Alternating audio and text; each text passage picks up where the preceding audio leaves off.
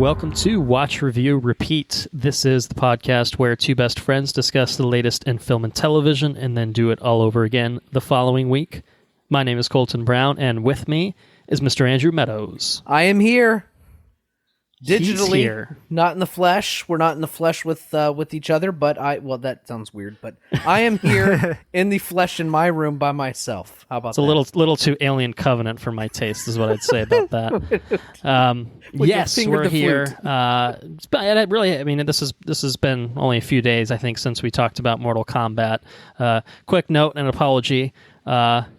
I had an exam this past week from when this episode is theoretically going to go up, or at least I had an exam yesterday from when we're recording it, and so that prevented me from getting the Mortal Kombat episode out to our regular listeners in a timely manner.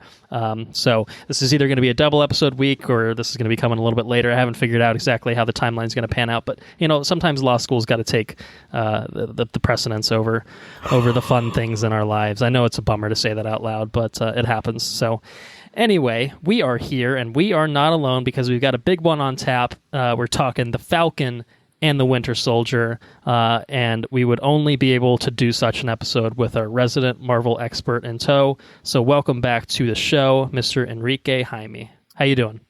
On your left.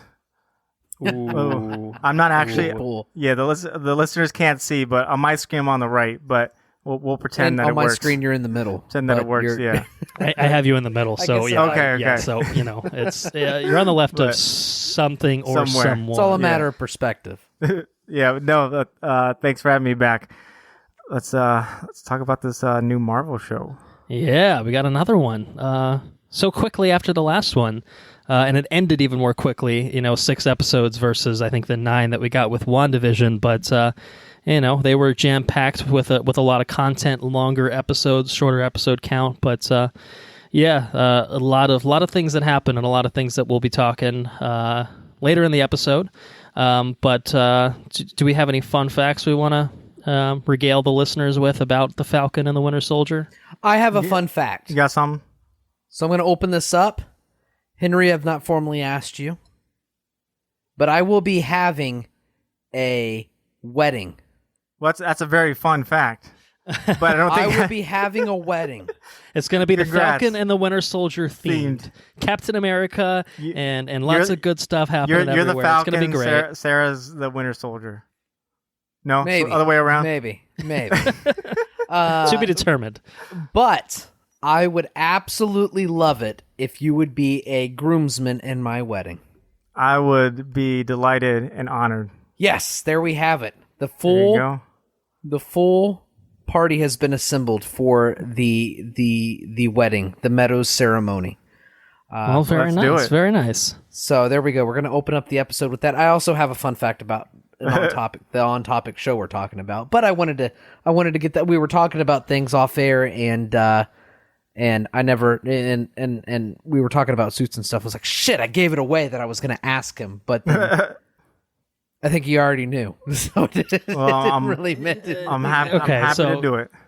It's a formality at this point, but hey, it doesn't take away from the moment. It has to be said. It's very awesome. You surprised me. I didn't expect it to happen so early in the episode. You've been telling me for like weeks now. We got to get Henrique on. We'll have him on for fucking Godzilla. We're having him on for fucking Mortal Kombat. Like, in the back of my head, I was like, yeah, Falcon's right around the corner. Now, of course, we wouldn't say no to having him on, but it just felt like a good occasion. That's it. And now it worked out, and I'm surprised a little bit because we're opening the episode with a bang. Everything's great. We're having a good time here. We're gonna have even more of a good time as we talk about things that are related to the Falcon and the Winter Soldier. So what did you have, Andrew? We'll give it back to you. What's your fun fact for the show? One Wyatt Russell, son of Kurt Russell. Yeah. Oh. Brother of Kate Hudson. Yeah. Wow, I didn't know that part. Say like half brother, maybe half brother, something like that. I don't know.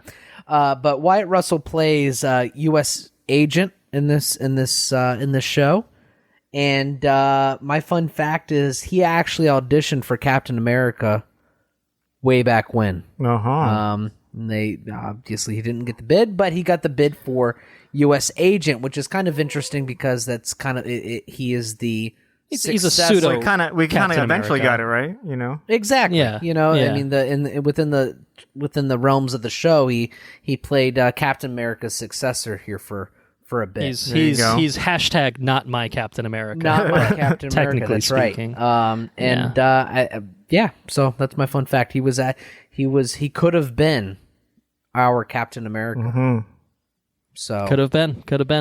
But we got Chris Evans instead, and I think we're all thankful for that. Worked out pretty well. Yeah. Yeah, definitely. So all right, well that's cool. Also, the son of Goldie Hawn is the other half with Kurt Russell. So two famous celebrity parents that led to the creation of Wyatt Russell, shall we say?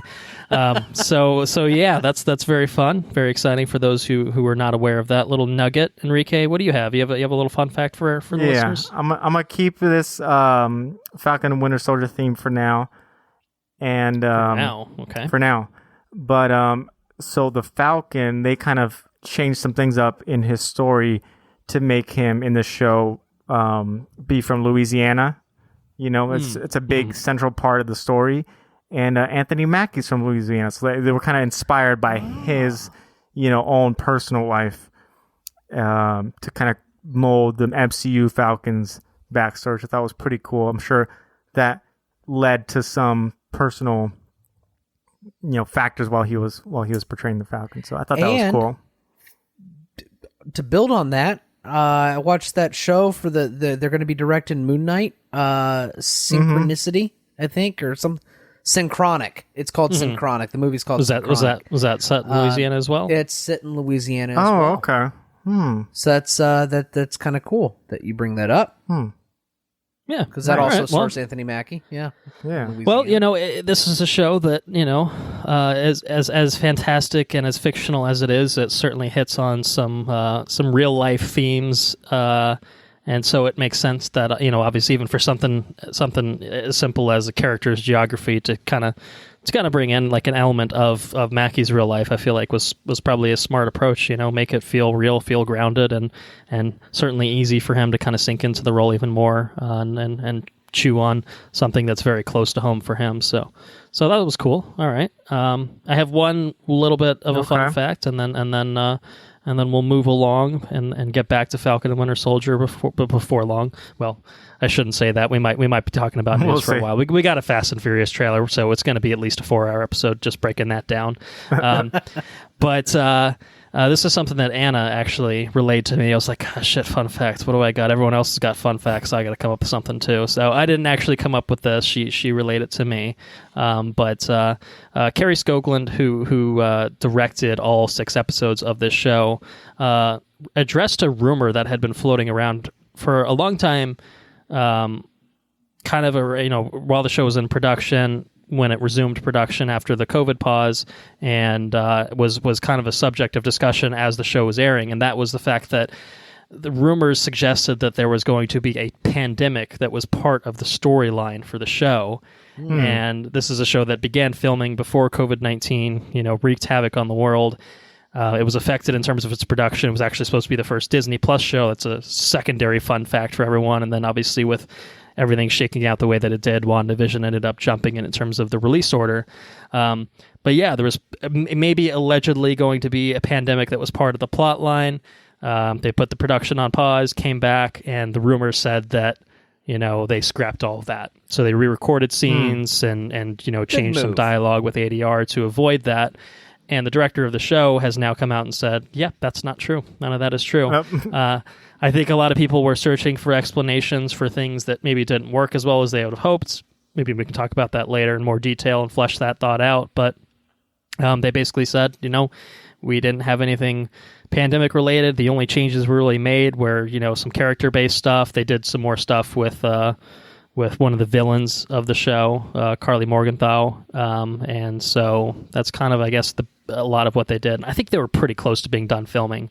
I think they had maybe 2 or 3 weeks left, I think. So it was very much like I'm sure it was extremely frustrating to be that close to the finish line and have to stop. But of course, as anyone can attest to, putting your whole life on pause for now a year plus is incredibly frustrating in many ways. So, a relatable feeling, I would say. So anyway, there is no pandemic storyline in this. Perhaps there never was, if that is to be believed, and that is the fun fact that I offer for our listeners of the show.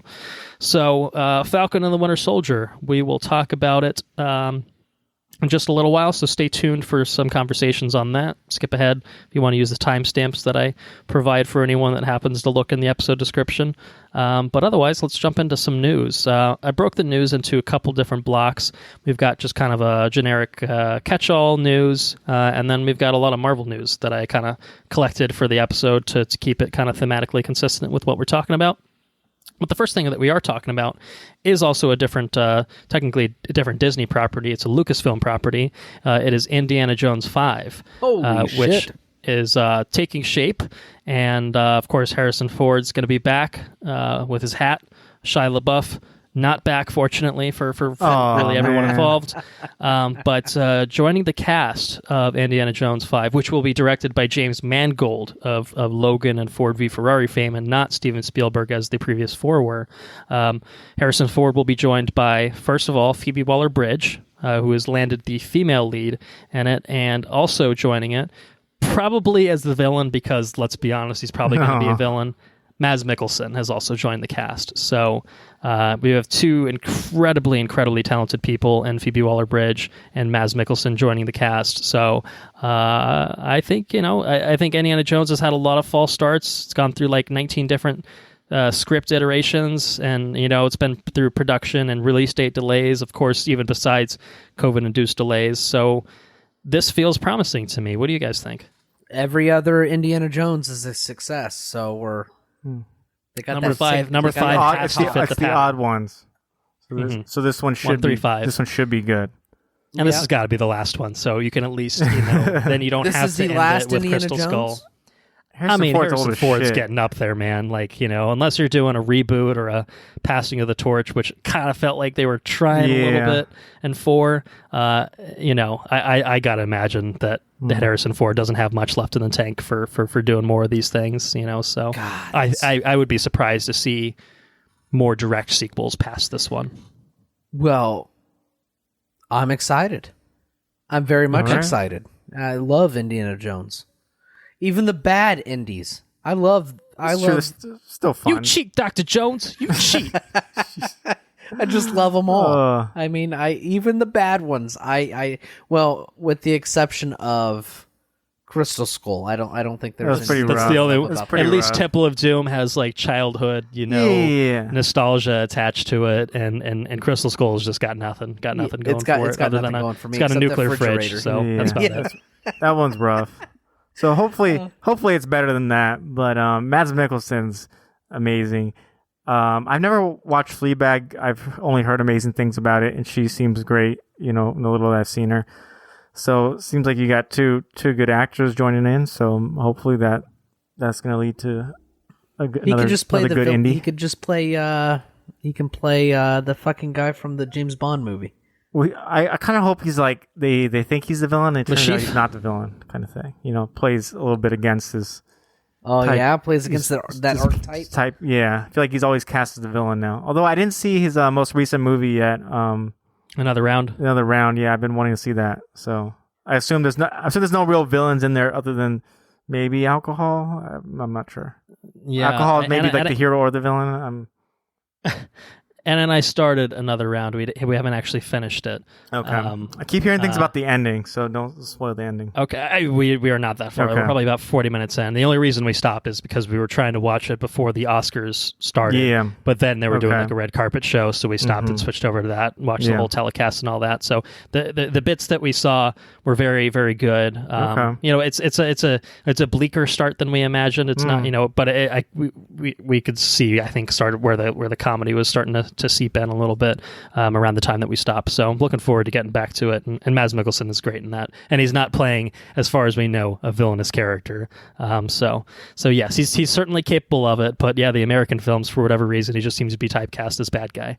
He's good at it. Don't get me wrong. He's good at it. And maybe there's a reason they keep going back to the well with it. But and that's that. I'm just expecting it. It just feels like that's what his agent is like. American film, he's a fucking villain. Just sign on the dotted line. Especially in Indiana Jones. He's yeah, like most likely. Yeah, I mean, he could just play a Danish villain. You know, they usually have like foreign villains in them. It's usually Nazis. Probably not Nazis this time. So, you know. Yeah.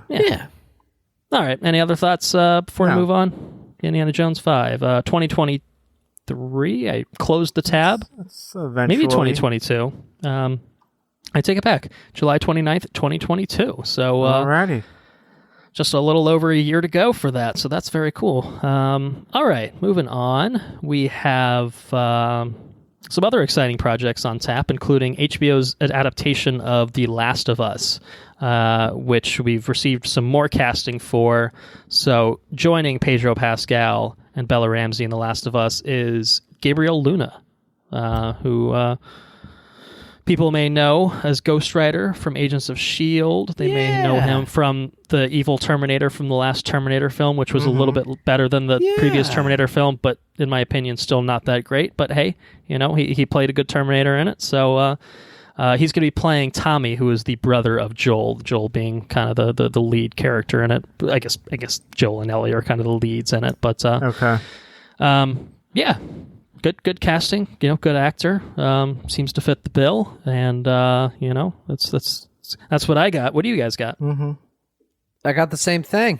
Yeah. Have you played Last of Us? I have not yet. It's one of my many, you know, on my huge list of games to play. Last of Us and part 2.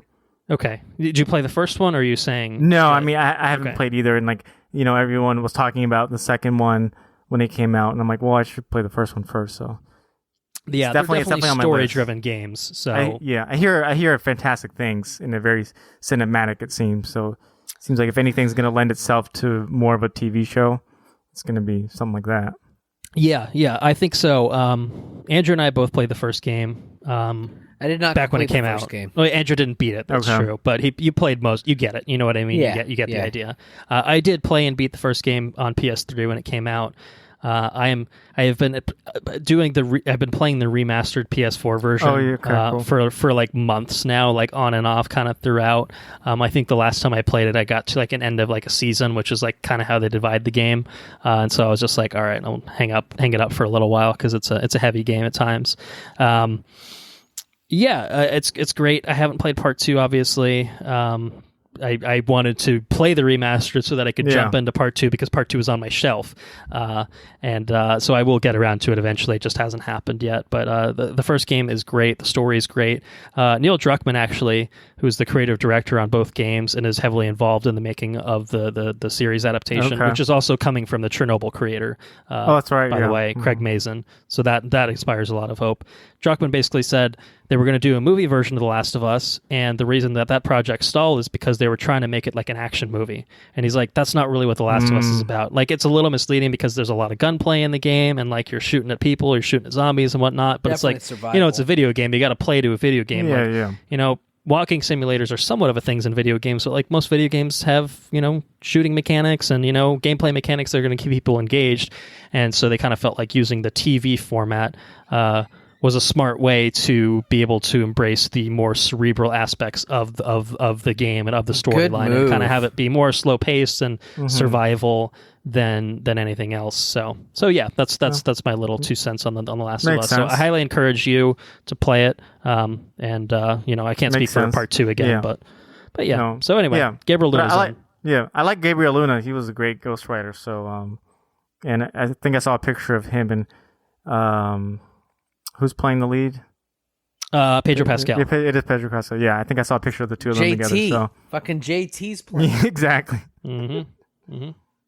So, all right. Well, what do we have next? We got more MonsterVerse films on tap. Apparently, I know Godzilla vs. Kong happened. Anna and I were out at Henrique and Aslene's place to enjoy it. Had a nice That's time. True. Enjoyed some big monsters punching each other, swinging axes at each other. Well, just one axe at one point. But, you know, it was kind of a weird scenario where King of the Monsters, when it came out, didn't do super hot. Godzilla vs. Kong was already in production at that point, so they were kind of full steam ahead with it. But they'd kind of put the brakes. They wanted to put Godzilla vs. Kong out there, and if it wasn't super successful, then it probably would have been it for the universe. But Godzilla vs. Kong did very well. It was popular. The HBO Max box office receipts were both positive, and so WB is apparently keen to keep it going, and they're keen to re-team with Adam Wingard, who directed Godzilla vs. Kong, because he's now in talks to direct the next MonsterVerse film. So there's not a lot of details on what it's going to be. The only little tantalizing bit that I can see right now from the Hollywood Reporter is that the possible title that's being floated internally at Legendary is "quote unquote" Son of Kong. So make of that what you will. Diddy Kong. Not a fan, Andrew. Andrew's given a little bit of a stink face, I think. So maybe that's what his response is. That does not sound in the direction that I would go in. All right. Well, yeah, we're Legendary. They haven't signed this guy. They're reaching out. They're talking to people. So they ring you up and say, "Mr. Meadows, what do you got? What are you doing with the MonsterVerse?"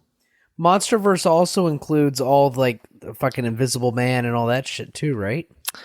No, that's the dark. I know the universe is. Yeah. They're all very confusing. That's the dark universe. So you got Godzilla, King Kong. I got a pitch. Oh, let's hear it. Yeah. So Colton, you were there when we were watching that old the Godzilla versus Mechagodzilla movie. Yeah. Andrew, you gotta go. It's on HBO Max. They have all the old ones too. Okay. They're real cartoony, or not cartoony, but people in suits. right. Real goofy, real goofy. Going to town. The old school. Yeah, they got to bring in King Caesar for the sequel. Oh, King Caesar was legit. King Caesar, he's this monster that just sleeps. He's an old raggedy lion looking thing. You just gotta watch it. They should. I think they should bring in King Caesar for the sequel. That's my pitch. Godzilla. Either you bring Godzilla and Kong back together, or just take one of the two. King Caesar. I'm pulling him up right. Yeah. Bring him in. Come on, CGI the giant, whatever he is. I don't know. I'm down. But King Caesar, Son of Kong. I don't know. Is Son of Kong a thing that's been done? I don't know if I'm asking the right people. I know that they had a Mecha Ghidorah, didn't they? They did have a Mecha Ghidorah. I'd be down for that. Although that'd be cool. Yeah. We kind of sort of got that because it was basically Ghidorah that was controlling Mechagodzilla in that film. Right. Spoilers for that film. Who cares at this point? Also, who cares anyway? But yeah, I don't know.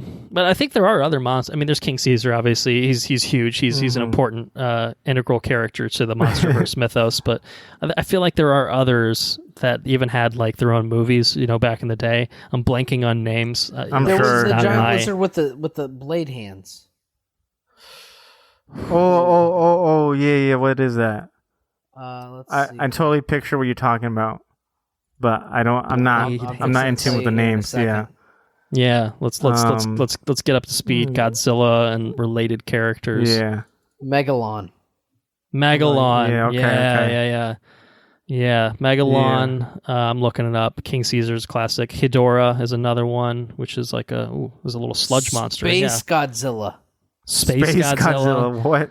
I mean, there's plenty of options here. There's no shortage. Destroya, who's a dragon-looking motherfucker, so. Okay. Yeah, all right. They could do all sorts. They kind of shit the bed when they put three of them in one movie. I feel like we got Ghidorah, we got Radon, and we got the other one, Mothra, right? That's the other big one. Right. Mm-hmm. Yeah. So, kinda, I mean, that makes... Kind of burned up their chips a little too quickly. Yeah, but... Potentially, yeah. I'll take any sort of monster movie that we get, Yeah. Whatever, as long as they're fun, and entertaining. Oh, looks like there is a 1933, Son of Kong movie. Oh, okay. Yeah, it's on HBO Max. I have no interest in Son of Kong. I guess the thing is, you're right. It's I'm interested in the Godzilla side of things. It's the Kong universe that I'm just look, Kong's fine. You know what I mean? But okay. like that doesn't excite me. It's like, I don't know. I guess I'm just a Godzilla stan is what I'm saying. So I don't know. Anyway, we'll see what they have. We'll see what Adam Wingard has in store for us with Legendary's next next MonsterVerse film. So stay tuned. And apologize for any loud noises that just occurred. All right, let's talk a few trailers. We've got, first up, The Conjuring, The Devil Made Me Do It. This is the third Conjuring film, but I believe it is the maybe 8th or 9th film in the Conjuring franchise, which I'm sure you guys are big fans of. Am I speaking to the right audience for this? I've not seen any of them. Okay, great. Yeah, what about you, Henrique? I haven't seen either, honestly. I think you've seen at least the original or the most recent remake of them. But no, I can't say that I'm very familiar. Okay. I have seen the first one and maybe the second one, and then I think maybe after the second one, or maybe even before the second one, who really knows at this point, there's a ton of spin-offs that came out. There's the Annabelle films. The Annabelle films are part of the universe. You guys might remember a trailer for The Nun, which is a scary looking nun. The trailer's pretty scary. And then I think a couple of years ago was The Curse of La Llorona, which maybe I actually did watch that. Okay, so you've seen something. I've heard that one was bad. But that was not great. It was not great. Yeah, fair enough. So anyway, this is. The first two Conjuring films are from James Wan, who did co-creator of the Saw franchise, Insidious franchise, Aquaman, and Fast and Furious. Directed Furious 7. So prolific director, and I think I remember those first two being actually effective horror films, which is a rare thing these days. And not top tier, or anything like that, but certainly compared to. A lot of what we get these days, I felt like they were like a cut above a lot of that. The spinoffs haven't really done a whole lot. I don't. I think they've reviewed pretty middling to bad, depending on what they are. But anyway, what'd you guys think about the devil?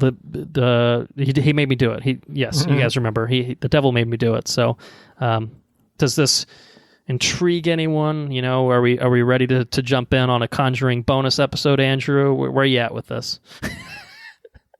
I don't have any interest in watching eight of these. It looks like a run-of-the-mill, every year horror movie is what it looks like to me. Could be more, I guess. It could be something special, but the trailer didn't look like anything special. Like I said, it looked like something that you would expect to see once a year come out for supernatural horror stuff. And they have their audience, certainly. There's a reason that they keep making them. This is the 8th film in the franchise. I did look it up. And the Conjuring universe, which has its own Wikipedia entry, so it's legit. I almost watched, speaking on the genre, I almost watched Saint Maud the other night. I think I'm going to watch it this weekend, I think. Okay. All right. Well, we'll check back in. Let us know how it is next episode. Yeah, but this doesn't look like anything like that, It's not an A24 film, yeah. I've gravitated towards, I don't know, I don't know. It just doesn't look like anything special. It looks like something that you would expect to see every year. And I think we consistently see these kinds of movies being made every single year. 2013, 2014, 2016, 2017, 2018, 2 in 2019, and they skipped 2020. Wow. You can probably figure out why. Okay. Right. So, I don't know. Just looks run of the mill to me. Okay. Henrique, any thoughts from you? Yeah, no. I at most you're probably gonna get me to watch the first two. if this turns out to be a masterpiece, then I'll check it out. But aside from that, I'm not even big into horror movies, so you gotta really sell me on. It's gotta be good if I'm gonna jump in it. Yeah, fair enough. Well, for the horror buffs that are out there and listening, The Conjuring: The Devil Made Me Do It will be in theaters and on HBO Max later this year. So maybe that will.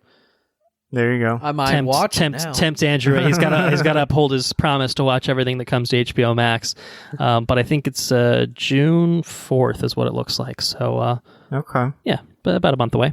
So All right. Second to last trailer before we get into the Marvel goodies is for something else that is horror tinged, at least, but certainly more up at least Andrew and I's alley. Henrique, I'm not sure if you've watched this show. We'll have to talk about that. Yeah. This is a trailer for season 4 of Netflix's Castlevania. The apparently the 4th and final season of this iteration of Castlevania before they potentially go into a different direction, as we talked about on the Mortal Kombat episode. But we're swinging back around to it. We've got 2.5 minutes of footage and stuff.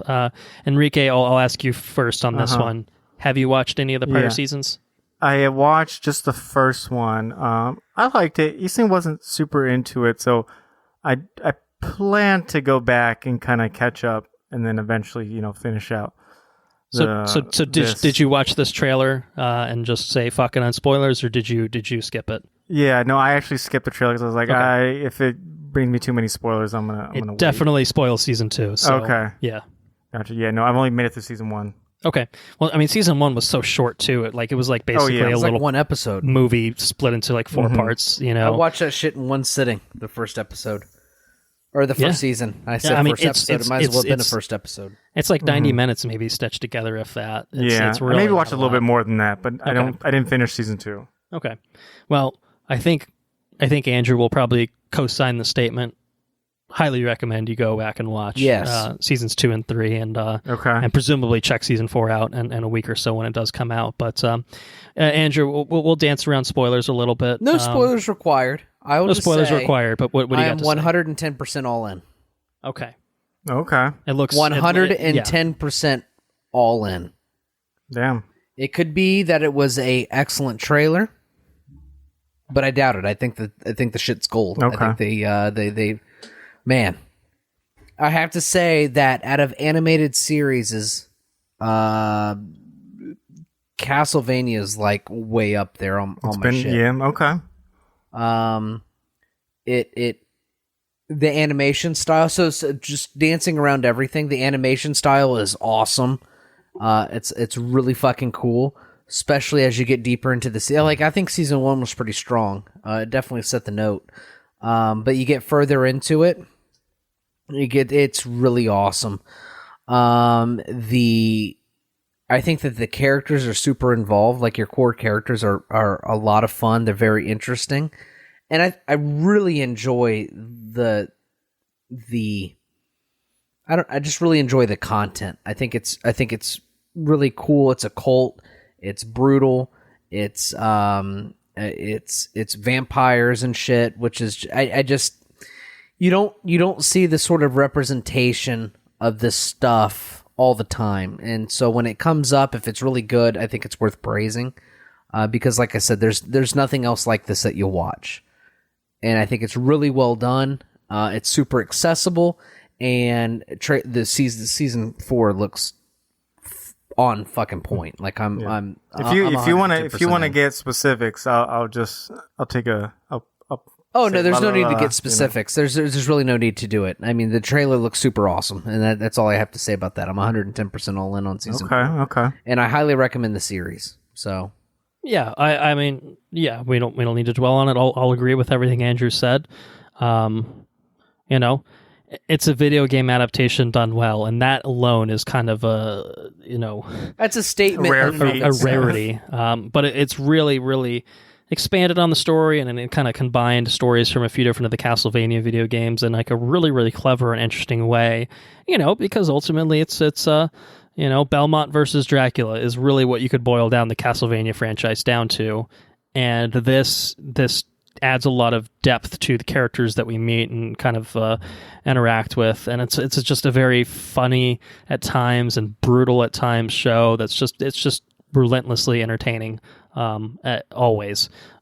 So I recommend it to anyone that's with the caveat you have to be predisposed to like super brutal animes, right? It's super brutal anime, but right, but I think Henrique, from what we know of your taste, it does feel like something that you would definitely be very much into. So recommend you hop in. Definitely skip watching this trailer, or continuing to skip watching this trailer because of the spoilers that are inherent to it. But yeah, this comes to Netflix, and you can burn through the shit so quick, dude. Okay, yeah, no, I'll go back and catch up. Yeah, I mean, it won't take you any time at all to burn through it because I think once you start, you won't want to stop. Do it. Yeah, exactly. So I don't think it's a very bingeable experience, and this new season comes out May 13th. That gives you roughly a couple weeks. Is it dumping? Yeah, it's Netflix. It'll be all up. So I think it's 10 episodes this season, if I'm not mistaken. So yeah, it's good stuff. Good stuff. Very excited. So, I was elated to see that it's only a couple weeks away. Like I was like, oh fuck yes. That's one thing that I do appreciate about Netflix marketing, which is generally otherwise pretty lackluster, is that they usually will drop trailers footage only like a month or less before something drops. So it's they get you excited and then they bring you in, and then you don't have to wait for very long, which is great. Mm-hmm. So a little bit of shameless self promotion. We did do an episode on the Castlevania season 3 that came out, but we also talked about seasons 1 and 2 as part of that episode. So for anyone that, like Henrique, needs to go and catch up on Castlevania to get ready for season 4, you can always listen to Andrew and I shoot the shit for a couple hours and talk about it as well. Because yeah, I think it was a good episode. We had lots of good thoughts about the show. So check that out. And boy, wouldn't you know, we're going to be checking out this next movie, because this next movie is none other than F9. The Fast Saga returns on June 25th. Fast is back June 25th, the YouTube description says. F9 is here. We got a new trailer for it. Obviously, we had a trailer for it that came out many moons ago, pre-COVID, when this was originally intended to come out last year. They bumped this thing a full year, then got another couple-month delay. But Vin Diesel said in some video at one point, I didn't actually send it to you guys, but there's a video. It's just like, I'm really excited. Theaters are coming back. Oh, yes. So anyway, here's Fast and Furious to get your shit fucking hyped up. So F9. What do we have to say about it? I mean, I actually am very behind on the series, but I watched the trailer anyway. So I was like, it doesn't matter. Spoilers do not matter. Family, some people die, some people don't. Obviously, some the people that die come back at some point anyway. So like, really, like, who gives whatever. a shit? Like, let me see. And then I'm not gonna lie. Like, I was pretty excited to watch it. I think before this comes out, I do want to go back. I don't think I'm gonna start from the beginning, because it's just fucking 8 movies plus Hobbs and Shaw. Is this the 9th movie, or is this the 10th movie with Hobbs and Shaw? I guess 10th for the franchise overall, but so 9th for the mainline franchise. Hobbs and Shaw is just kind of. I'll probably start back up. I think literally the last one I've seen is Fast 5, so I'm gonna start. I'll probably just kind of get a synopsis and start from there, and then catch up in time for Fast 9, because I do want to get back on this. This shit looks absolutely ridiculous. The Rock jumping out of that fucking bus and rolling around on the concrete, on the asphalt. That's not The Rock. That's Vin Diesel. The Rock is too good. He's got his own Diesel franchise now, because he and Vin Diesel do not play well together. So yes, ridiculous. Ridiculous is almost an understatement for this fucking franchise at this point. It is the most ludicrous. Insane, ludicrous with ludicrous in it. Just the most over the top. And every single successive entry to the franchise, they have to make it more and more and more and more. I do respect that. I do too, because they've leaned into it at this point. Like, they really have just embraced how fucking dumb and stupid and over the top these movies are, and just said, yeah, that's our shtick. Take it or leave it. And so I kind of love it, because, like, it's not what I would want every franchise to do, but for a fucking franchise that started with just like street racing and like kind of, like, as a pretty generic kind of racing movie to just turn into a superhero franchise is just truly magnificent to behold. And so I'm 1000% here for it, personally speaking. And this really does look like the most ridiculous one yet, which is impressive when you try to like look back at some of the shit that's happened in the previous ones. But Vin Diesel's invincible. He's got a brother. His brother is none other than John Cena. I mean, you cannot make this shit up, and that's just brilliant. They're maybe going to space at the end. They've definitely got some space suits that they're like some duct taped together spacesuits or whatever. But I don't know, explosions, cars, planes, Han's back, Helen Mirren's in it, Charlize Theron's back. Just whatever, man. If the other movies are about the family, this one's like family against family. That's kind of the impression I got. Since they're brothers, kind of fighting each other. Who fucking knows? I feel like they've done that. Like they've done it like 6 times already. It's like, the family's evil this time or whatever. But yeah, I don't know. It's whatever, man. Like just give it to me. Just do it. So Andrew, this is a theater movie though. Yeah. Well, thank you for saying it. I said, Andrew, is this going to tempt you back to a theater? June 25th. Are you gonna be walking into a cinema? Is it on HBO Max? It will not be on HBO Max. Your only way to watch F9 day one is to step foot in a theater. Do you do it? I don't think I do. I think I'm holding out for Dune. Ooh, that's a long time. What are we gonna do for this podcast? Am I just gonna have to record with myself? Fuck. Because I ain't. Yeah, I suppose you're right. Yeah, I'd really like to hold out for Dune. Or maybe hold out IMAX for Top Gun fucking got delayed to December, so yeah, that's true. Yeah. It sounds like I'm going to the theater sooner rather than later. I might want to invest in my AMC shit. Well, you got one shot already, right? When's your second dose? Oh, I'm not worried about fucking shots. I'm in Florida, dude. My second shot, I think, is in less than 30 days. Nice. Well, it should be. So second shot should be less than the first shot, right? Like that's what I've heard. I've heard the what second do you mean shot less? So reaction, I felt like I had COVID after the first shot. Most people actually have a worse. Yeah, most people actually have worse reaction of the second one, but it might be because you had COVID. Then like the first shot is kind of like your second shot is potentially so. I don't know. I would try to do it on a weekend, like a Saturday. So just in case you feel shitty on Sunday. Shit. Yeah. Okay. I don't know. They haven't sent me my thing for my second shot yet, but I know that it's coming up towards the end of the month. So, I don't know. I'll go get my AMC pass, and I guess it's back to the grind. I guess, back to it. I did it for Mortal Kombat. I did for something else that I'll talk about when we do some catching up later. It's good to be back. So embrace a little bit of normalcy. Obviously, you've still got plenty of things coming to HBO Max, so you don't have to roll out to the theater every week or anything like that, because obviously that can be a pain in the ass every now and then, but. When Fast and Furious comes calling, you got to pick it up. You got to pick up the line. So, well, I'm going to reserve IMAX for Dune. I will say that. Okay. That's very wise of you. Now, Andrew, I want to put you on the spot, and I made a joke about it with the Conjuring, but Fast and Furious bonus episode or bonus episodes because there's a fucking lot of them. What do you think?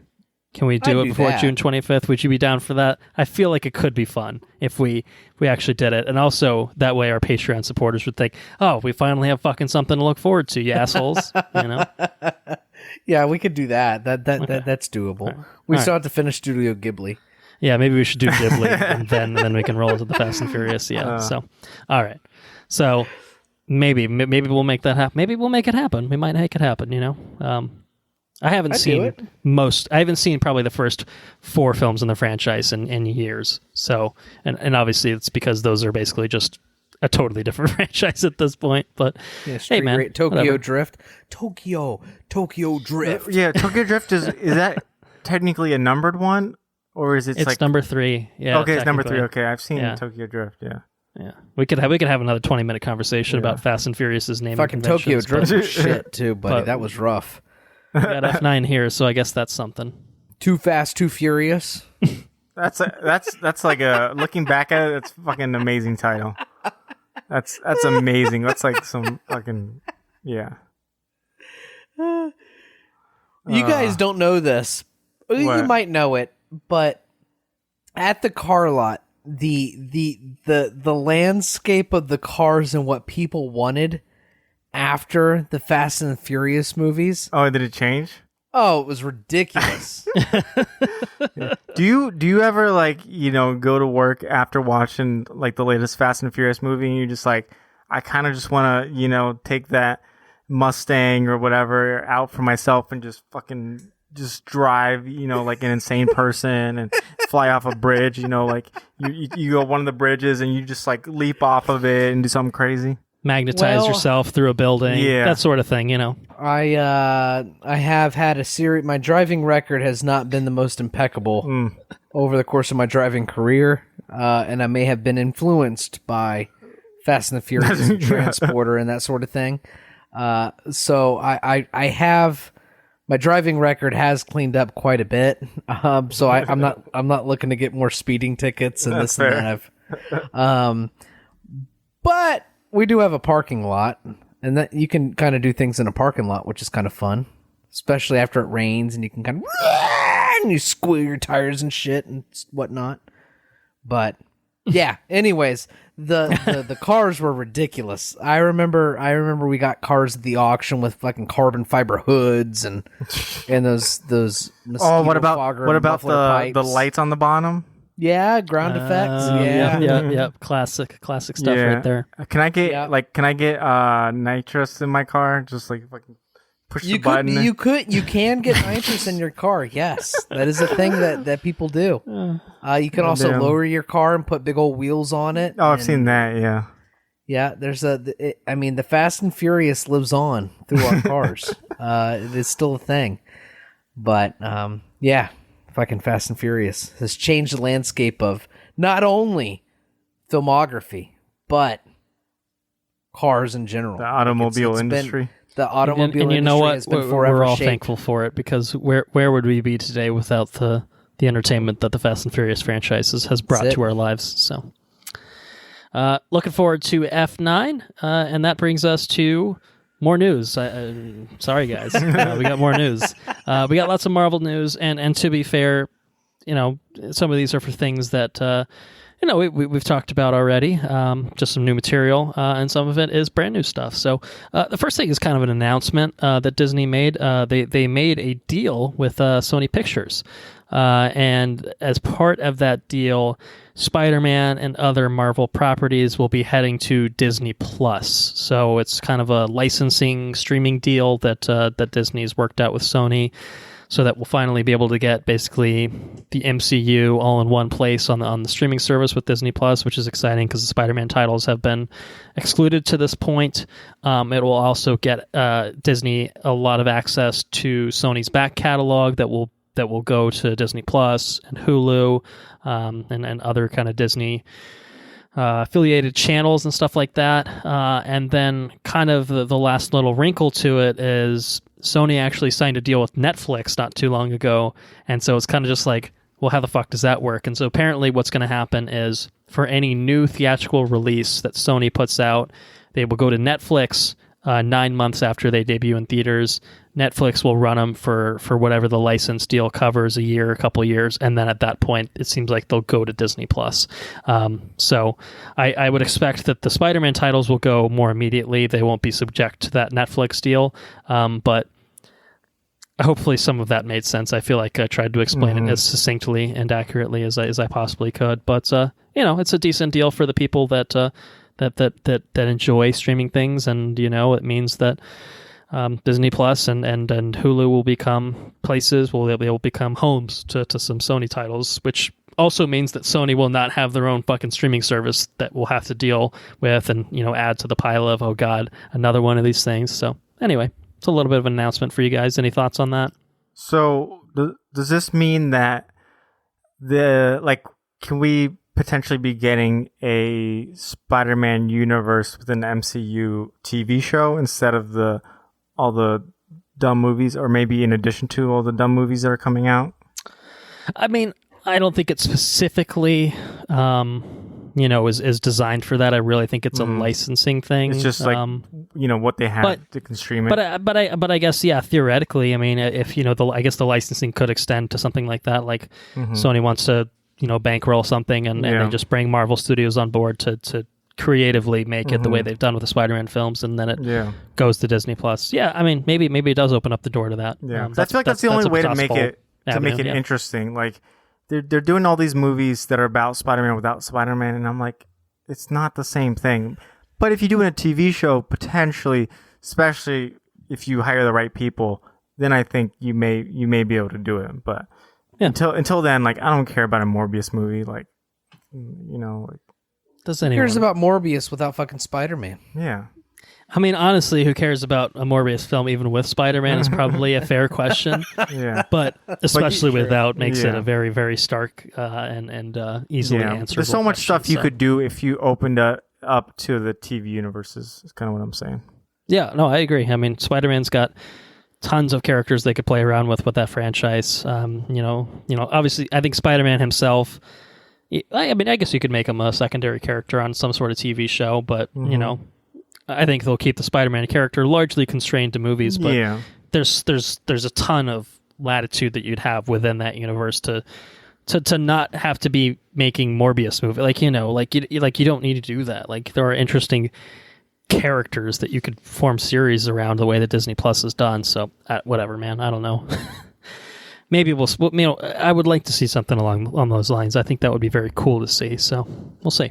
Yeah, we'll see. We will see. We will also see Secret Invasion, which is a original series coming from Marvel Studios to Disney Plus, probably next year for this one. This is the Samuel L. Jackson and Ben Mendelsohn one, and we have two very exciting pieces of casting for Secret Invasion. First of which was Olivia Colman joining it. She is a brilliant actress. People would recognize her from The Crown, I guess seasons 3 and 4 of The Crown, from The Favorite, where she played the Queen in that as well. And if anyone happened to watch Anthony Hopkins' award-winning performance in The Father most recently, then they would have also seen Olivia Colman playing his daughter in that film. So she's wonderful. She's going to be joining it. No, we don't know who fucking anyone's playing. Some of these people are definitely going to be Skrulls, no doubt about it. So we'll see. The other one, is Game of Thrones alum Emilia Clarke. Khaleesi herself will be gracing the Marvel Universe in Secret Invasion. So there you have it. Couple people there. They're going to be joining Kingsley Ben-Adir as well, who had been previously announced. We may not have talked about him, and he was in One Night in Miami, which I did talk about in the Mortal Kombat episode. And he was great. He was great. He was great. Playing Malcolm X in that for anyone that happened to see that. So that's what's going on the Secret Invasion front. Got some great actors joining. Emilia Clarke. Maybe not a great actor, but I think she's a very recognizable face, and a welcomed addition. And I think she's capable of being good. I think she's definitely capable of it. I think we saw shades of it in Game of Thrones here and there. Sometimes not. Terminator Genesis happened. Not her fault, I don't think. But I think she's got chops that she can bring to the table. So I'm excited to see where they go with it. So what do you guys got on this one? Sounds cool. All right. Sounds cool. I think Emilia Clarke should play a Skrull that's disguised as Kit Harington's Black Knight character. That's my pitch. So she's actually playing. She's actually playing Jon Snow. She's playing Jon Snow. Yes. Okay. Olivia Colman can play a Skrull who is the Queen of England. There you go. Yeah, she's well experienced. She's pretty good at that. She's pretty good. Yeah. Just a little typecast, maybe. There you go. That's all I got for that. Well, fair enough. We'll see what happens. Secret Invasion. Lots of Skrulls. That's the bold prediction for the episode. Lots of Skrulls. All right. 3 trailers to close out our news. First one is for a film that has now, I think, come out 600 times, but not actually come out. It's Black Widow, which we got another trailer for. Yeah. We've definitely had at least 600 trailers for it, if nothing else. And lo and behold, there is a little bit of new footage that they churned out for this. Now, granted, they filled 30 seconds of it with footage from other movies, because just like, I mean, we've already showed you the whole fucking movie at this point. You guys can stitch it together if you can figure out the timeline. But Black Widow, it's heading to theaters and Disney Plus Premier Access on July 9th. Does this change anyone's opinion on it? Everyone looking forward to, like, where's everyone at with this, like, status check, when we're 2 months out from Black Widow at this point? I straight up didn't even watch it. I'm like, just relieve me. I get it. Just get it. Just like, give me the damn movie already. Like, I don't need to see any more of it. I just want to watch the movie. Let me watch it, please. Black Widow's in it. She's dead, but it'll happen later on, so she'll be fine. Let me watch the movie. I get it. We're fine. Andrew, I watched it, but I didn't really recognize any new content. I didn't, It's like, oh, they found more footage for another trailer for this, right? It's like you're gonna put the whole movie. Yeah, I don't know. We'll see. I think the coolest thing is they there's like a Russian version of the Avengers theme that they kind of play over the logo at the end, which is kind of neat. So maybe they'll do that in the movie too. I thought that was kind of a neat touch. So Taskmaster looks pretty cool. Taskmaster is still looking like he's playing a little too much paintball for my liking, but I think he's going to be a badass character in terms of skill set. So I'm excited to see what they do with him. Yeah, it just looks like a kick-ass movie. I'll watch a kick-ass movie. Yeah, that's all right. It looks large scale, and we got a bit of that with Falcon and the Winter Soldier. But Marvel Studios, when it comes to the big screen, it just kind of fills that certain sort of void. So this feels like it's something that's going to do that, and it really is at this point. It's like this shit should have come out literally almost a full year ago. It's just kind of wild. So yeah. Anyway, July 9th, like I said, theaters and Disney Plus for 30 buckaroos for anyone that wants to stay at home.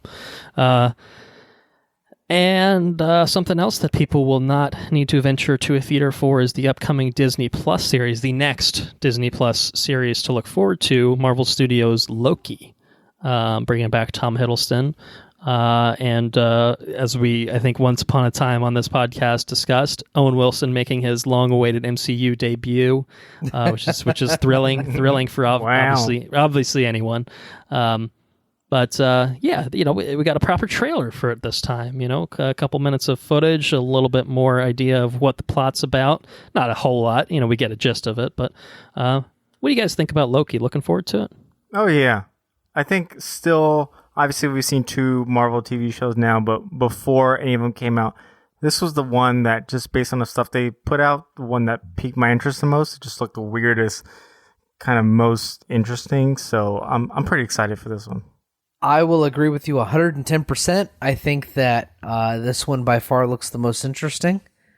There was also footage there with Black Widow. It looked like there was Black Widow at the where she fell off the cliff. And eventually, it does look very visually similar. I've seen people online thinking that it's not actually that. It coincidentally seems to look similar, but maybe they do. Okay, tie it in with Endgame in some way like that. I don't know. I mean, obviously, it's tied in the fact that this is the Loki that fucked off in that one timeline from Endgame. But yeah, I don't know though. It looks like a lot of fun. It looks really interesting. It almost looks like Legion in a way. Oh yeah, that was. Did you ever watch Legion? I did. Yeah, dude, that first season is fucking amazing. Yeah, it is. Like real good. Like some just like mind bending television. Like yeah. So if it's anything like that, I'm 100% on board. I have a feeling it's going to be less crazy, Legion. Yeah, but I have a feeling it's going to be in like the same trope. Mm-hmm. Like it just there's a lot of like timey-wimey stuff to it.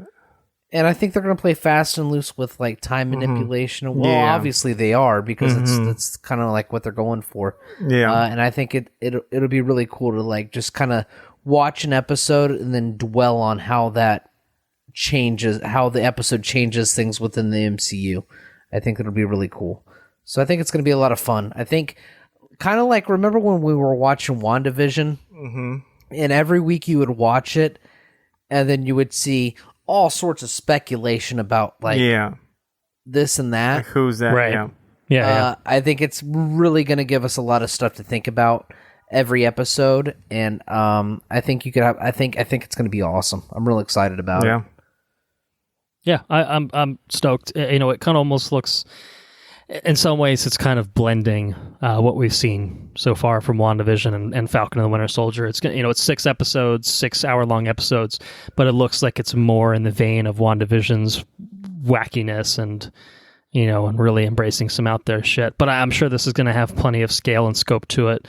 So, it looks great. Obviously, Tom Hiddleston is wonderful, and it's exciting to see him continue with this character past his what we expected conclusion, early on in Infinity War. But I'm just really, really keen to see where this one goes.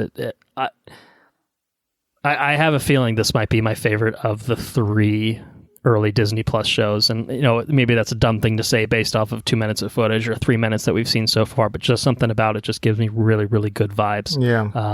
So, and it would be no small task for that to be true, because I think, as we'll talk with Falcon, but we I think we raved about WandaVision. I think we were all very big fans of it.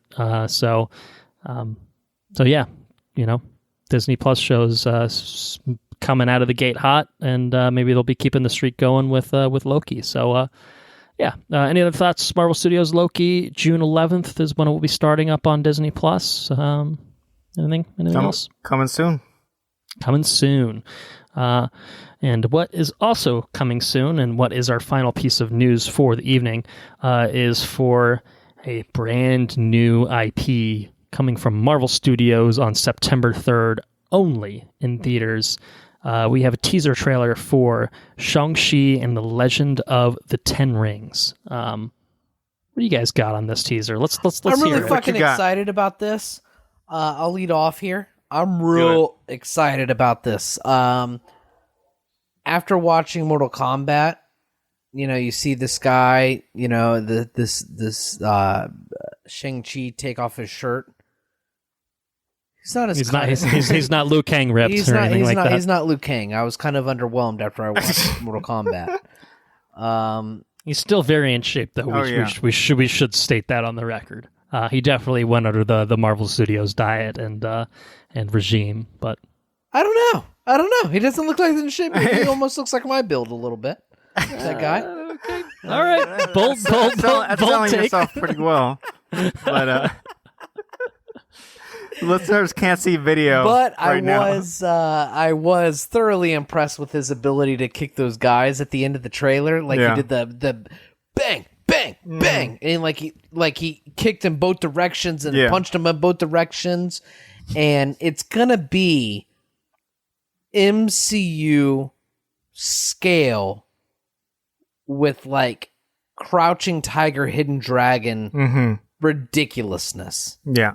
And the choreography is going to be nuts. Like, it is. It's MCU. They're going to blow it away. Like, it's going to be whole nother level choreography and karate movie. And I could not be more excited about it. And you could not be more excited about your girl Aquafina's in it too.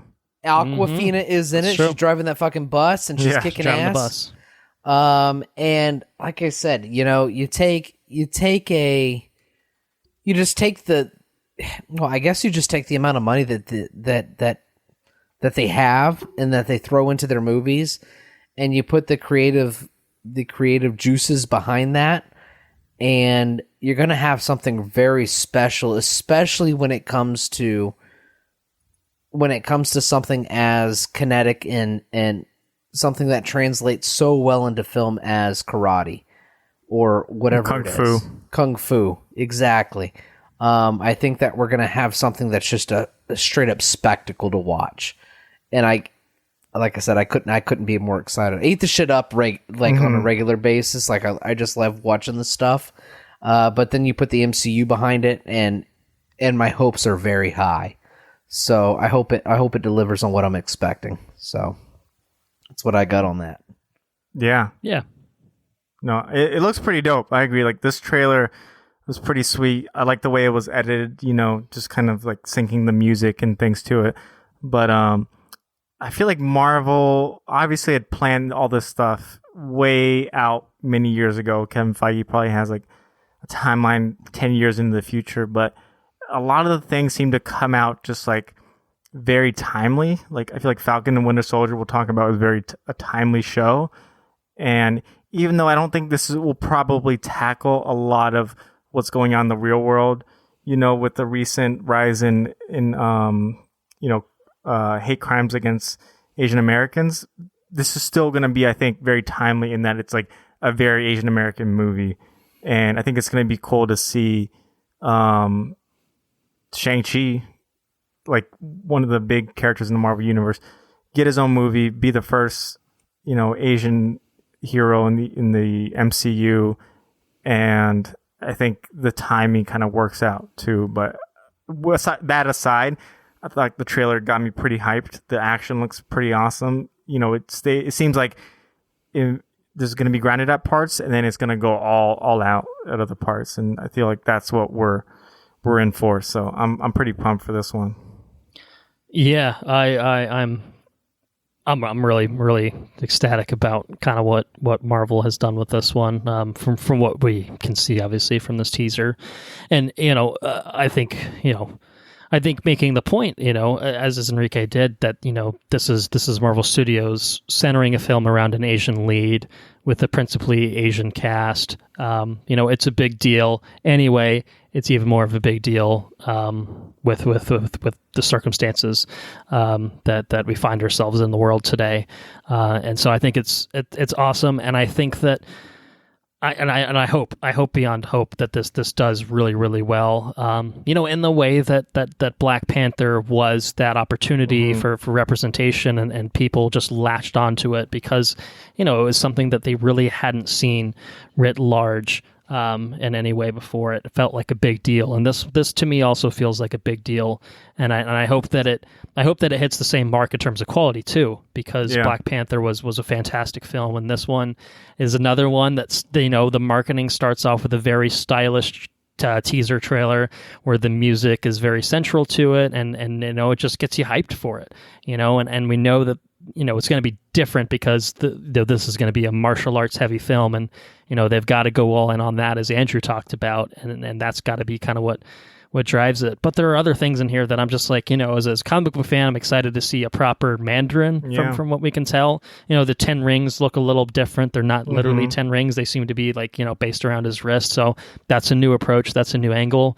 So I'm curious to see how that shapes out. But, it does seem to be, going, blurring the lines between, like grounded combat and like, oh yeah, and this guy's got fucking a sword for a hand or whatever, you know what I mean? Yeah. And, so I like that. It's what Iron Fist wanted to be. It's what Iron Fist in some ways should have been. Now, obviously Iron Fist was always a white character, and they kept him a white character for the purposes of the show.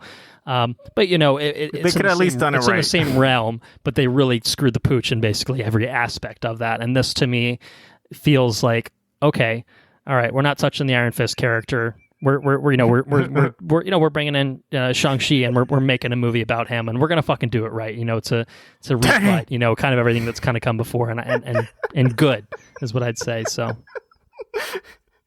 You thinking about ice cream? Danny, you want some cinnamon wheat ice cream? Andrew just starts laughing maniacally, and my initial thought was, "Oh shit, something's happening in the background of my video. Something's going on. Is there a bug flying around?" It's like, no, this motherfucker's just thinking about Iron Fist and thinking losing about it. Cinnamon wheat ice cream. Oh, what a spectacular show that was. We sure enjoyed it, didn't we? Or did we? Anyway, I think this is awesome. I'm really, really stoked to see all aspects of this. Destin Daniel Cretton's directing it.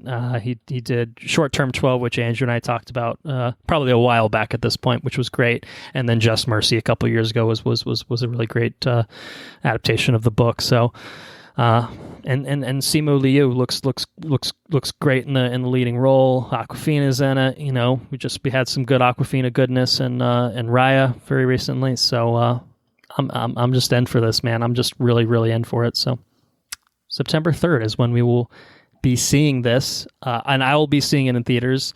As will I. I might break my IMAX experience to see a good MCU movie in IMAX. That's true. That. Yeah. I think this might make it worth it, based on how it looks. So yeah, that's at long last all of the news, and that brings us to the Falcon and the Winter Soldier. So it's a Disney Plus original series that was created by Malcolm Spellman, all 6 episodes directed by Kerry Skoglund, stars Anthony Mackie, Sebastian Stan, Wyatt Russell, Aaron Kellyman, Danny Ramirez, Adapero Aduye, Emily Van Camp, and Daniel Bruhl. It's about Sam Wilson, a.k.a. the Falcon, and Bucky Barnes, a.k.a. the Winter Soldier, who team up in a global adventure that tests their abilities and their patience. So it's the second, of these Disney Plus shows that we've had the fortune of watching after WandaVision, and it really is it almost felt like a 6-part Marvel movie in some ways, I think. So. Anyway, I'm curious to hear how everyone felt about the Falcon and the Winter Soldier and some non-spoilers. Who wants to kick it off? All right, I'll go for it. So, no, I agree. I feel like this was very in line with, the Marvel Cinematic Universe. If anything, this is like straight up right after Winter Soldier Civil War. Obviously, they have a lot of the same themes in it, but it just feels like you're right at home. It's almost like you never left.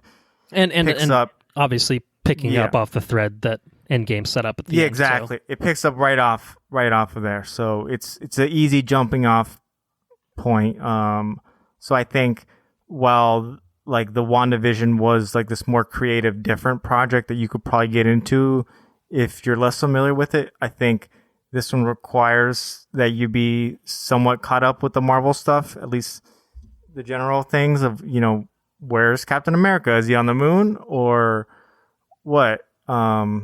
So I think if you're a fan of the Marvel Cinematic Universe, this is going to be right along kind of with what you've enjoyed so far.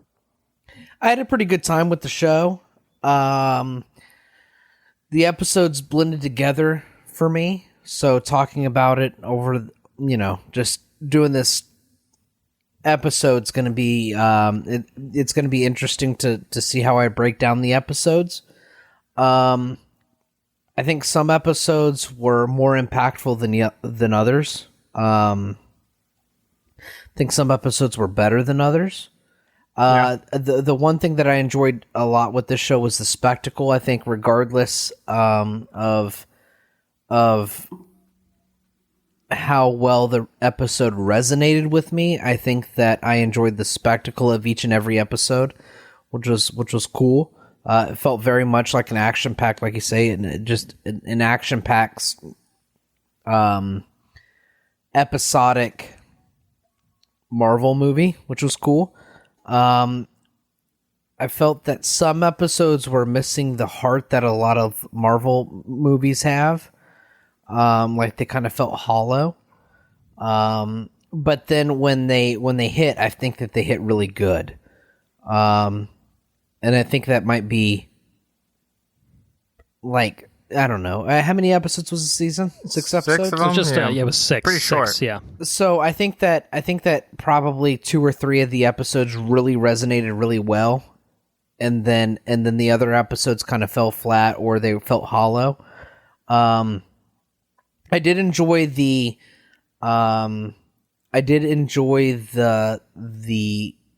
arcs of each episode. I think that was well done.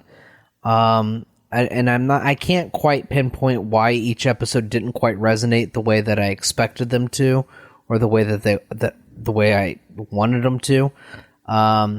It just felt kind of inconsistent with each episode, which I guess if you grind out the whole series as a whole, I think that you might have a you might have a better experience versus waiting weekly. But one thing, this is the biggest thing I think for a show. With WandaVision, I was very excited and intrigued to go every Friday to watch the show. Like, I was interested to see what direction they were going in. I was interested to see how it would conclude the way the last episode left off. I never really felt that with this show. I never felt cliffhangers, or I never felt, I don't know, it just felt, and maybe that's why some of the episodes felt hollow. Because I never felt like, holy shit, I wonder how they're going to wrap this up in the next episode. I wonder what's going to happen next. Never really felt that. I did feel it at the end. But I think that was pretty much the only point in the series that I felt like I was really, really excited to come back to it, to see how they would wrap up those loose ends in the previous episode. So I don't want to sound like I'm too down on it, because I'm not. I did enjoy it. I enjoyed the spectacle. I enjoyed the characters. I think it was well acted. I enjoyed the direction they went with Bucky and his personal battles and stuff like that. And I enjoyed the character arc of Falcon, or Anthony Mackie's character, and so I enjoyed the different character elements a whole lot. I think that was the strong point. But I kind of feel like they didn't quite deliver. Or maybe it was the villain. Maybe it was the villain that I struggled with. Because I think the character arcs for both the protagonists was very strong. And particularly Anthony Mackie's character arc at the end of the season. I really, really enjoyed the way that he wrapped up his personal stuff. And Bucky. I enjoyed Bucky's personal arc as well. So I think probably my biggest fault with the series, I'm talking this out as I go, if that's not evident. I think my biggest gripe with probably the series might be the villain. Okay. Or the antagonist, I guess. I don't know. I'll have to probably feed off of what you guys have to say about this stuff in order to figure how I'm feeling about it out. All I know is each and every week that I returned to the show, it was inconsistent with me wanting, not necessarily wanting to return, but feeling invigorated to return. Does that make sense? Like, of course I wanted to watch the show on Friday, but my enthusiasm about returning to the show every Friday varied based on each episode. So, and that's kind of what I'd say about that. Yeah. I mean, I had a few of the cliffhangers that did kind of leave me in like, oh shit, what's going to happen next moment. So that part I think did kind of get me to come back every week. But I agree with the part that a lot of the characters had some really strong arcs and really strong characterization, and some of the villains, I think mainly, in my opinion, the Flag Smashers and Carly Morgenthau's character were kind of the weaker villains and weaker characters for me. Whereas I think Sam Wilson, the Falcon's arc was great. You know, the whole point of this was like to get him, I guess we can get into the spoilers, like get him from one point to another point. Bucky had a character arc too, that led from the previous movies. John Walker, the new Captain America, had a very specific character arc. I didn't love how it ended, but most of it I thought was great. It's not a spoiler because we saw him in the trailers, but Zemo, I liked most of the things that he did too. So I think the majority of the characters, I really liked their arcs and what they did. But there were a few things that didn't work as well for me, but generally I thought the characters were really strong. Most of the characters. I think I agree probably across the board with both of you. Maybe it's hard to discern, hard to pinpoint. There is something about the series as a whole that didn't quite land, I think, the way that they hoped it would. But when you can kind of distill it to a few different elements, you think, actually, that was really well done, or this was really well done. And there's really only a couple things that I think held it back overall from being kind of like a top tier prestige show or anything like that. But there are absolutely some things that this show does incredibly well.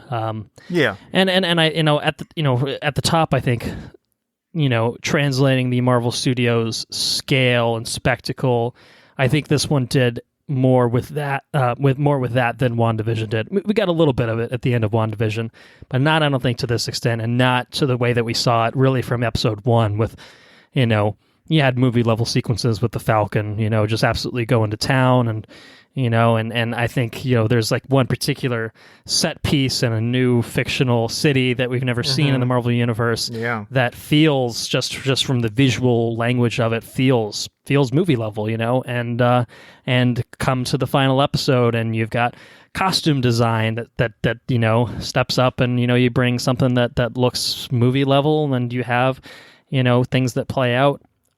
It really does. I mean, the production design, the scope, and all of it, it just really does feel kind of quintessential Marvel Studios. But it's it's a weird sort of thing of you've got 45 to 50-minute episodes, maybe sometimes a little bit longer. Kind of split out over into six episodes that kind of from start to finish, the storylines either work well or they don't work as well, and I think that, fortunately, for a show centered around the Falcon and the Winter Soldier, I think that the stories of Sam Wilson and Bucky Barnes are both really, really well done, well executed, well fleshed out, expansions on these characters that we really haven't seen to this point.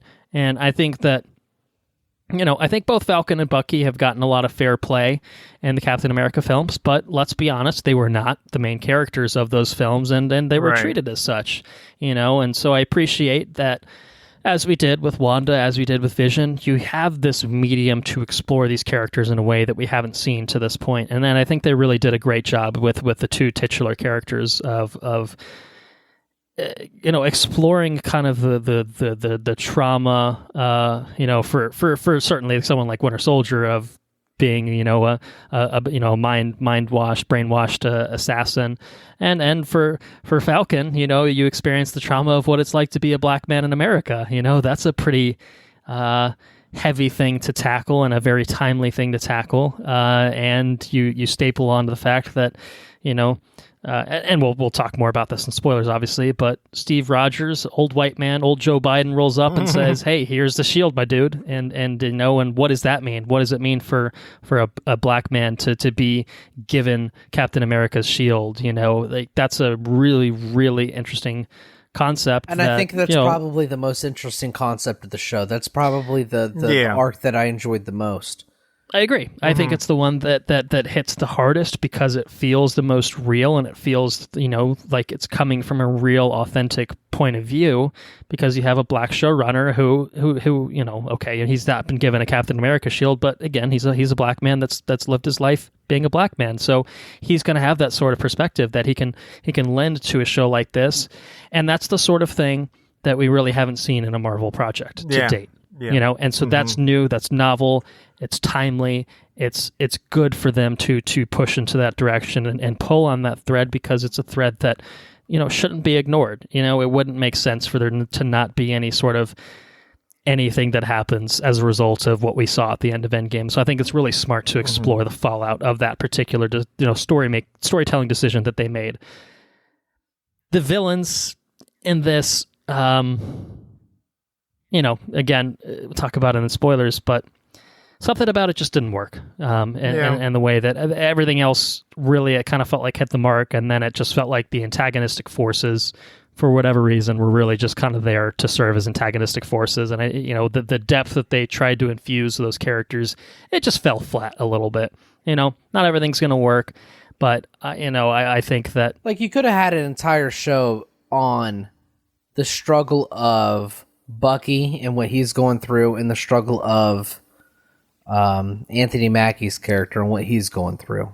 You almost don't even need the other half of the equation. But then again, you won't have the spectacle that you right. I think you need it there. I think it just needed to be executed better. Is really, it's easy to say that, obviously, but I think from the character motivations to even just the general,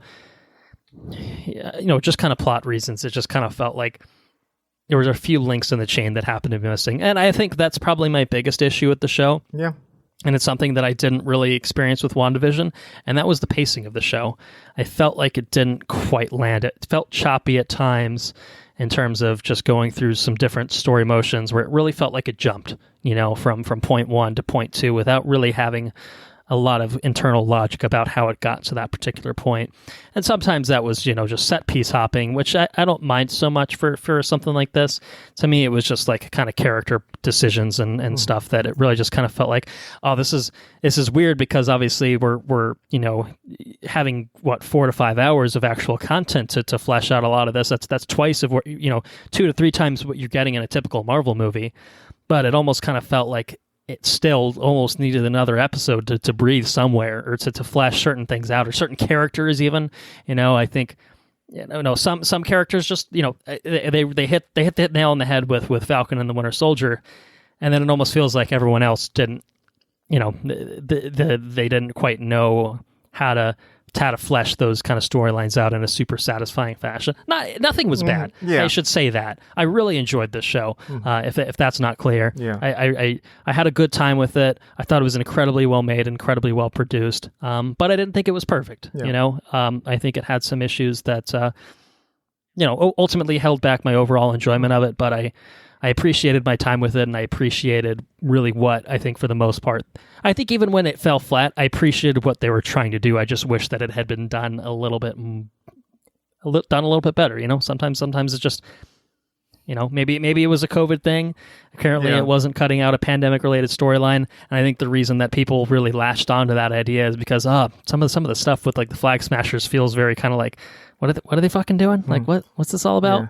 So, and people thought that sort of choppiness could have been explained by the fact that they were trying to cut around certain storylines. So maybe that wasn't true. According to the director, it wasn't true. So it can just be chalked up as writing that just didn't hit the mark for whatever reason. So it happens. But to that point, do you think this show needed 2, 3, maybe even 4 more episodes? 'Cause I feel like if you make this an 8, even like a 10 episode series, like then you have time.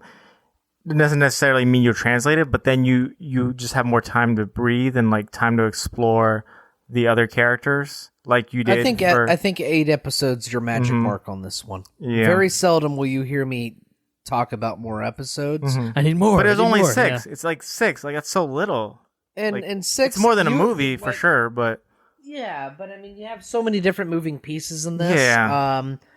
I think 6 episodes you could have really expanded on the other half of the characters that didn't really get a lot of attention. Yeah, I think 8's probably, I'd agree, the sweet spot.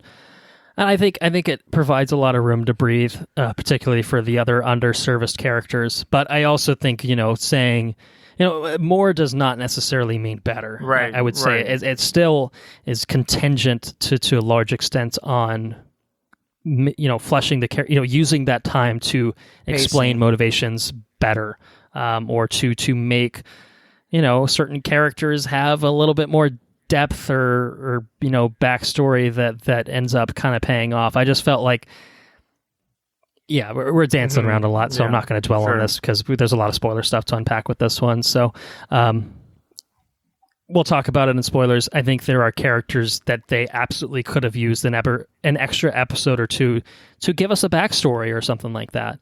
And it's not that they were bad. Again, I'll repeat that statement, but that we needed more of them. I think really when it comes down to it, what we got with this one, you had Anthony Mackie, you had Sebastian Stan, obviously getting a lot of play, and you had Wyatt Russell's John Walker getting a lot of play. I think he's really the only character that I think we get a lot of depth for, and I think that they did a good job with that. They spent a lot of screen time with him, and I think we got a good sense of who he is as a person and kind of how he played into the show. I think that was done well.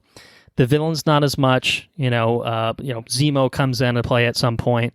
we didn't need more. I mean, we got enough of him, I think, from Civil War that, you could kind of get it. He's kind of in the same spot that he was. But I think for the other characters where, we don't either know them or things have changed, from when we saw them last in a big way, it kind of feels like, all right, some of these gaps got to be filled in at some point. And, this is the medium to do that. It's a TV format. You have the room, you have the space, and it felt weird that they didn't do that for some of it. And they still kind of had those leaps in logic that you could have in a movie and say, well, we got to cut it down to under 2 hours or 2 hours and 10 minutes and not have it a 4-hour Zack Snyder's Justice League type length. But here they had that runtime, and they had the ability to do so, and it just didn't quite work.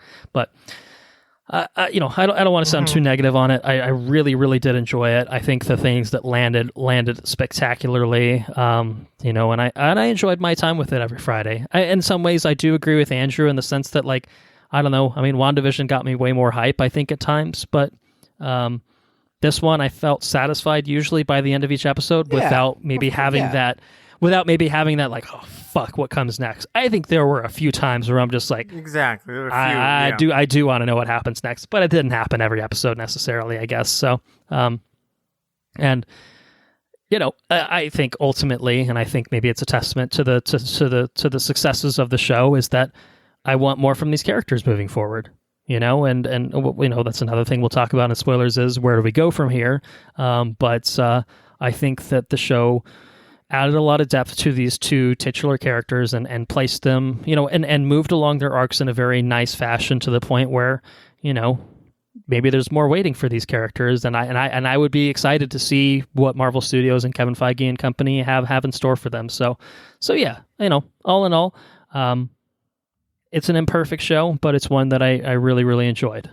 So any other non-spoiler thoughts? No, should we move into recommendation? Yeah. All right. So our 5-tiered recommendation scale, our patented recommendation. It's not actually patented, legally speaking. Very yes, followed by yes, middle ground, totally fine, and then shithouse. So I feel comfortable with where I stand on it, but I want to hear from everyone else before I offer my 2 cents. What do you guys think about the Falcon and the Winter Soldier? Both, placing it in that scale, and then just general kind of thoughts on how you'd recommend it to our listeners. I think it's a yes show for me. It's definitely not perfect. There's a lot of spectacle. Like you said, there's a lot of, it's super well produced. You can tell that a lot of effort went into making the show, and it really paid off in a big way. I just think that the way that maybe it was composed or the episode count, I don't know quite where to point the finger, but it fell short in a couple different spots. Perhaps it's pacing. I don't know. But there's maybe we'll get to it in spoilers. Sure. I don't know. But for me, it falls as a yes. I think it falls well within the confines of a yes show for me. I don't think it's a Chernobyl. I don't think it's, it's, what is, but yeah, exactly. You know what I mean? Which that show would definitely be a very yes show for me. But it's a yes. It's a yes for me. I enjoyed it. It's well produced. It's very well acted. The characters that got the time, it really paid off for those characters. And yeah, it was enjoyable to watch. Just didn't have me. I was excited to watch it every Friday, but at the same time, I wasn't like. I don't know how to describe it. Either way, yes, show for me. I'll just stop right there. We'll stop right there. Yeah. Sure. No, I agree. I was thinking about it before doing the episode, and I think this is easily a yes show. It did a lot of things very well, and I do want to focus on the things that it did well, in spoilers. But there were some elements that were great and I loved, but just as a whole, just had a lot of ups and downs. So I think it still comes out as a yes. Like, I recommend this for sure. If you like the Marvel stuff, definitely go see this. But it's not a you must see this, drop everything you're doing and go watch it right now kind of show. I I absolutely agree with both of you. It's a yes show. There are a lot of elements of a very yes show in it, and they're kind of juxtaposed against a lot of probably totally fine stuff. That's it. Again, it never goes into being actively bad, I don't think, at any point. No. But some of it just didn't land, man, and that's fine. But, it all kind of comes out in the wash, and you get a show that's somewhere in the middle of those two things. You get a yes show that's overall good. It's enjoyable. It's not too long. Maybe it could have been longer, but it's a fairly breezy watch all in all compared to some other TV shows, and certainly for fans of Marvel stuff anyway, I think they're going to be in the bag for this. I think the spectacle is going to be something that makes it really worth your while. I wished it was a little bit more overall, but to echo, I think what Henrique said. There's a lot of great stuff in this that we will definitely be unpacking. So, it is what it is. I'm glad I watched it. I'm glad that they made it. I'm glad they did some things that they did, and I'm excited to talk about that. I don't know if we want to wait on this question, but how do you guys stack it up compared to WandaVision? The most obvious comparison point, even though it's a very, very different show, but of the two Disney Plus Marvel Studios shows, do you have a favorite so far? Yeah, I think as a show, I enjoyed WandaVision more. Okay. Just solely on the principle that I was driven to WandaVision more than I was driven to this. Not that this, not quality wise, I think they're probably on par with each other. I think they both. It's just in the show format and in the way that it was, in the way that the show was in the way that WandaVision was split up, in the pacing in their episodes and everything else. I think it was more consistent. And I was driven to WandaVision every week. Whereas this felt very much like a movie that was split up, with some characters that were far less interesting than others.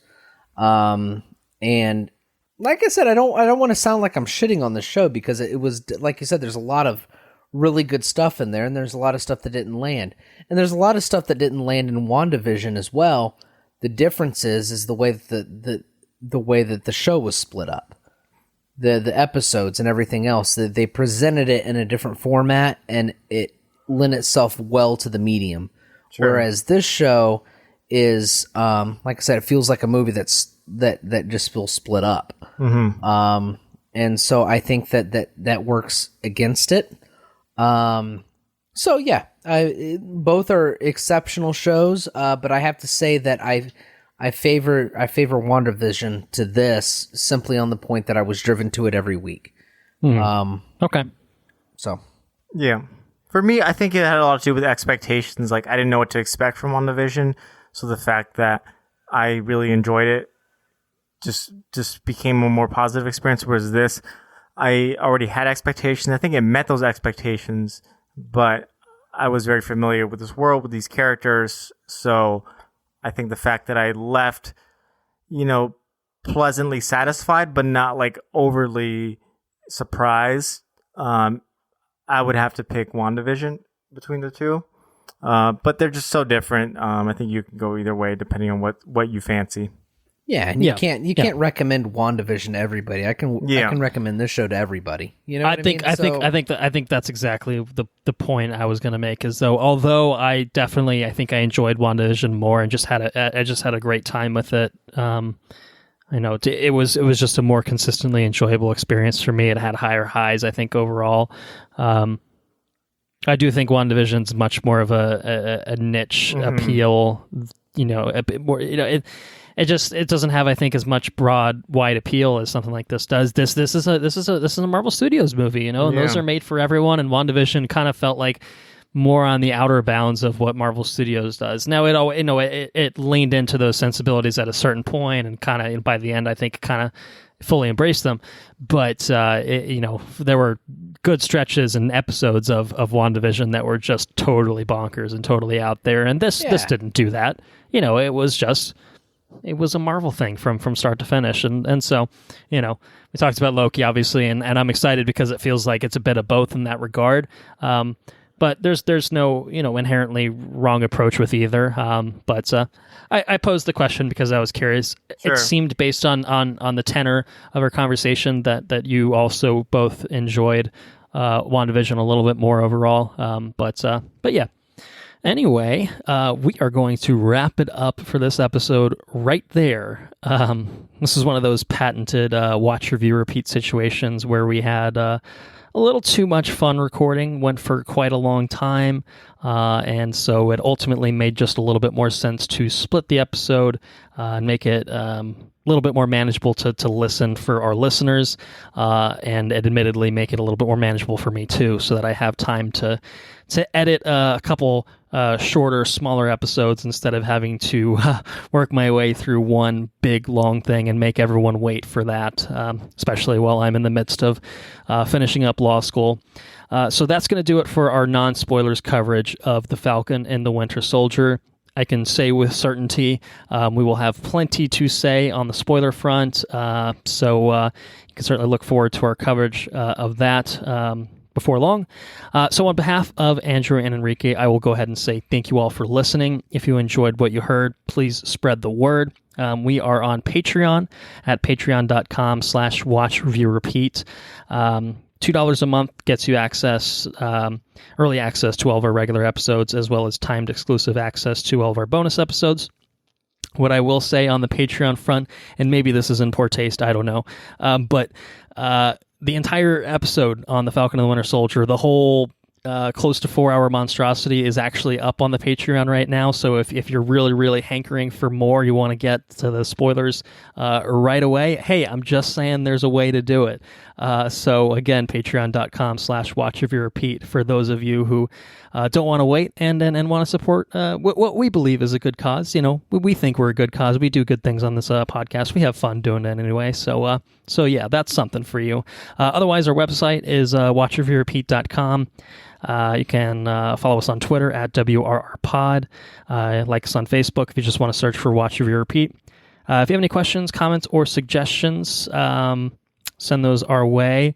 We will do an episode. We will do an edition of the Listener's Corner on some future episode if you do so, and shout out kind of what you've been up to. So watchreviewrepeat@gmail.com is the email for that. Our intro and outro track is Mechanolith by Kevin MacLeod, licensed under the Creative Commons by Attribution 3.0 license. And feels like I've been talking for too long, but our next episode will, of course, be the spoiler-filled coverage of The Falcon and the Winter Soldier. So, like I said, lots of good things happening on that. A couple surprises and good conversations in store. Having been privy to the conversation already, I can again speak with certainty on that. So we'll catch you there. Otherwise, I will go ahead and take Andrew's spot and say take care now. Bye then. And later's on the Menche.